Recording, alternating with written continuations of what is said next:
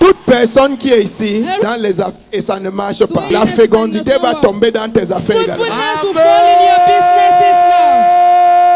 Il y a une pléthorie de bébés dans l'air. Rapidement, Genèse 9, verset 1. Genèse 9, verset 1. Je lis au nom de Jésus-Christ de Nazareth. Dieu bénit Noé et ses fils et leur dit: soyez féconds, multipliez et remplissez la terre. Verset 2. Vous serez un sujet de crainte et de froid pour tout animal de la terre, pour tout oiseau du ciel, pour tout ce qui se meut sur la terre, pour tous les poissons de la mer. Ils sont livrés entre vos mains. Verset 2 de Genèse 30. La colère de Jacob s'enflamma contre Rachel et il dit: suis-je à la place de Dieu qui t'empêche d'être féconde? Verset 22. Dieu se souvint de Rachel. Il l'exauça et la rendit féconde. Écoute-moi, Dieu dit à Noé: Noé, va, multiplie-toi et remplis la terre.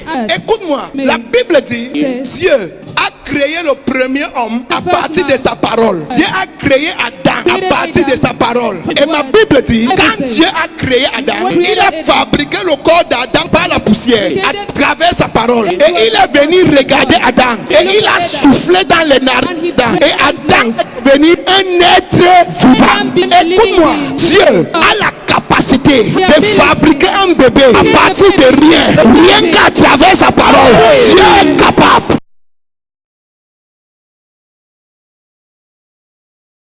Et ma Bible dit, quand Dieu a créé cet homme était un être vivant.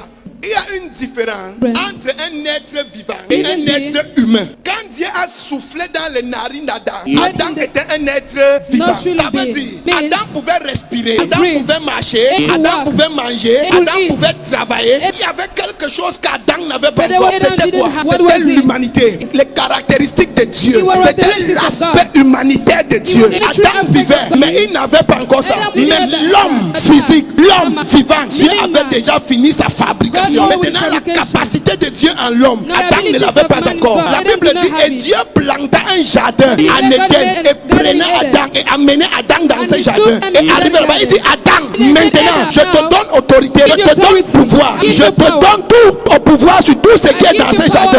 En ce moment, Adam devient un homme responsable, Adam devient un homme conscient. Mais Adam avait une condition. Dieu a dit: Adam, dans ce jardin, il y a quelque chose que tu ne dois pas faire. Mais malheureusement pour Adam a désobéi. Et quand Dieu est arrivé, Dieu a dit: Adam, je maudis ta femme, je maudis le serpent. Mais la Bible dit, Adam qui était le responsable. Les gens ont l'habitude de dire que Dieu a maudit Adam. Dieu n'a pas maudit Adam. Dieu a dit: Adam, parce que tu as écouté la voix de ta femme. Genèse 3 verset 17. Adam, parce que tu as écouté la voix de ta femme, la terre sera maudite. Adam n'était pas maudit. Est-ce que tu sais pourquoi Dieu n'a pas maudit Adam?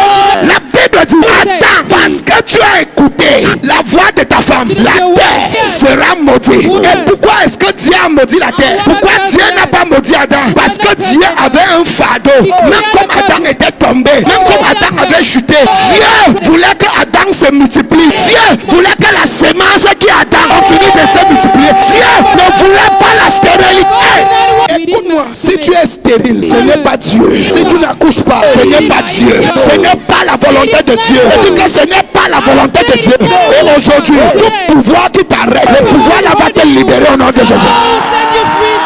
J'ai dit que le pouvoir là va te libérer au nom de Jésus. La Bible dit, il est arrivé un temps où tout le peuple avait péché avec les fils de Dieu, où les filles des hommes avaient grandi et les filles des hommes étaient devenues belles. Et les fils de Dieu vit que les filles des hommes étaient devenues belles. Et les fils de Dieu couchaient avec les fils des hommes. Et Dieu dit, mon esprit ne va pas éternellement rester en l'homme. L'homme n'est que chair. Et la Bible dit, Dieu fut tellement révolté à cause du niveau de péché que Dieu envoya le déluge. Mais malgré que Dieu envoya le déluge pour tout détruire sur la terre, dans le cœur de Dieu, Dieu pensait toujours à la multiplication. Dieu pensait toujours à la fécondité. Dieu pensait toujours aux accouchements. Dieu pensait toujours au bébé. Et la Bible dit, Dieu dit, je vais détruire tout le monde, mais il faut que je préserve une sémence. Quelle est cette sémence? C'est la sémence d'un juste. C'est la sémence de quelqu'un qui a la crainte de mon nom. C'est la sémence de quelqu'un qui peut marcher selon mes voies. C'est la sémence de quelqu'un qui va pouvoir multiplier. Et ma Bible dit que l'Éternel a dit: Noé, je t'ai choisi. Tout le monde va va mourir. Mais tu es la sémence. Tu es cette sémence qui va tout recommencer. Et la Bible dit, Dieu a détruit tout, a préservé Noé. Et quand il est revenu chez Noé, il dit, Noé, écoute-moi, je te bénis, multiplie-toi, remplis la terre, assujettis-la, domine-la, commande-la, s'étape. Si Dieu a éteint toute l'humanité parce qu'il était en colère, mais il a eu à cœur de préserver une sémence, ça veut dire que la volonté parfaite de Dieu, c'est pour que chaque femme accouche 7 enfants. Si tu accouches moins de 7, tu n'as pas accompli la volonté de Dieu. Je vais t'expliquer. 7 dans le règne de l'esprit, c'est le chiffre de la perfection. Et notre Dieu est un Dieu de perfection. Et si c'est sa volonté que tu accouches, c'est sa volonté que son accouchement soit parfait. Donc le minimum d'un bébé que tu dois avoir, c'est 7. Est-ce que quelqu'un va accomplir l'écriture ici?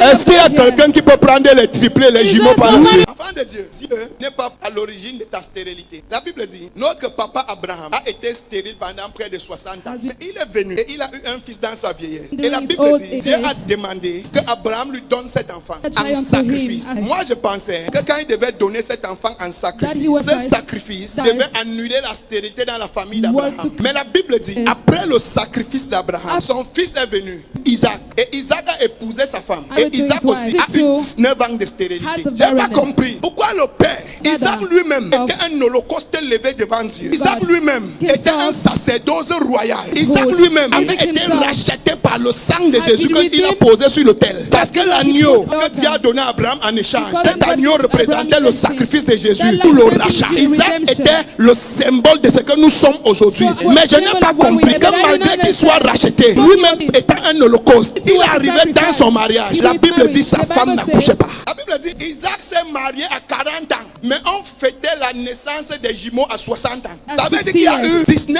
ans de mariage sans enfants. Mais c'était un héritier de la promesse. C'était un porteur de la promesse. C'était quelqu'un qui devait continuer avec l'alliance annoncer notre Seigneur. Mais la stérilité a réussi à l'attraper. La stérilité a réussi à le bloquer. La stérilité a réussi à le maîtriser. Aujourd'hui, ça va te lâcher au nom de Jésus.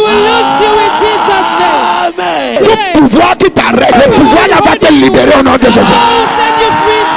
J'ai dit que le pouvoir là va te libérer au nom de Jésus.